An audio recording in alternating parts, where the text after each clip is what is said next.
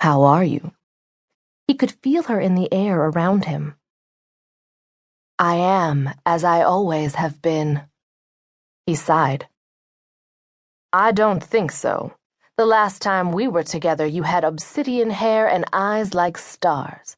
I kissed your cheek and wiped your tears. And now, he waved his arm through empty space. There is less pain like this, she said. Less loneliness. Within a physical body, with walls of flesh to contain the poison, all kinds of things can fester.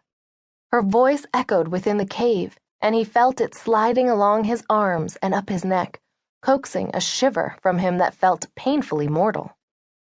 Now I am no longer contained. In the distance, something pearlescent and white glittered, reflected in the ebony water of the lake. An orb, small enough to fit in the palm of his hand, was floating toward him.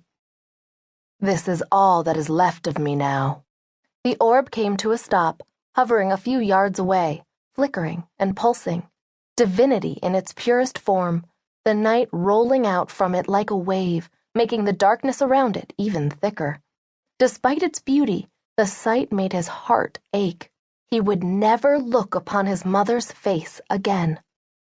He drew himself up straight. Later, he would grieve. For now, I need answers, he said, and help. And why do you think I could offer either? Because you are everywhere and see everything.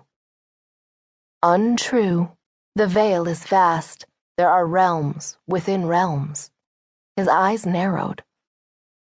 3 of your daughters, the Fates, are in one of those realms, and that is not enough to keep them safe from what is happening. Someone is trying to destroy us. You speak as if you think I already know who. Don't you? The last time we spoke, you told me Iris is gone.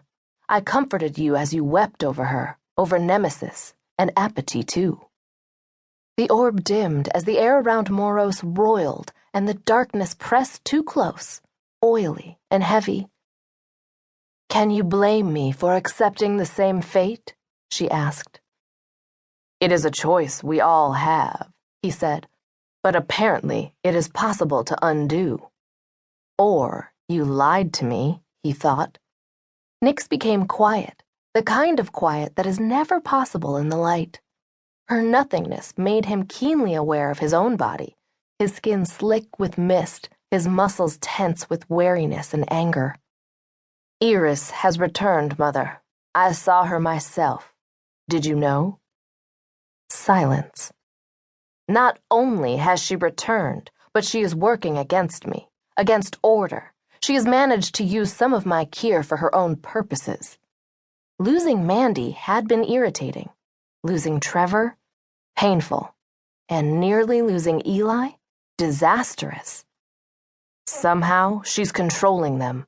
There are times when they aren't under my influence, and with their help, she is responsible for scores of unauthorized human deaths. I have been called before the Keepers to explain. You've already shown that you can deal with them. The treaty that made the Ferry's mediators between me and the Keepers has stood for 2,000 years. I have respected it, but because of Iris's actions, I am being accused of violating that treaty, the penalty for which is surrendering myself to the ministrations of the Keeper of Hell. His stomach turned at the thought. And I suspect he has long been waiting for this opportunity to punish me. I have confidence you can convince the Keepers of your innocence. Her indifference stung. Even if I can, Iris has another aim. She is trying to awaken chaos. He waited for her outrage to flare as he named her ancient enemy, but the orb was not only silent, but dimmed, now barely visible in the darkness.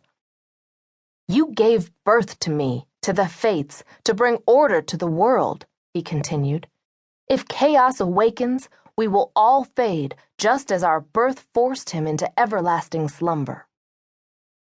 It was the beginning of the end, she whispered.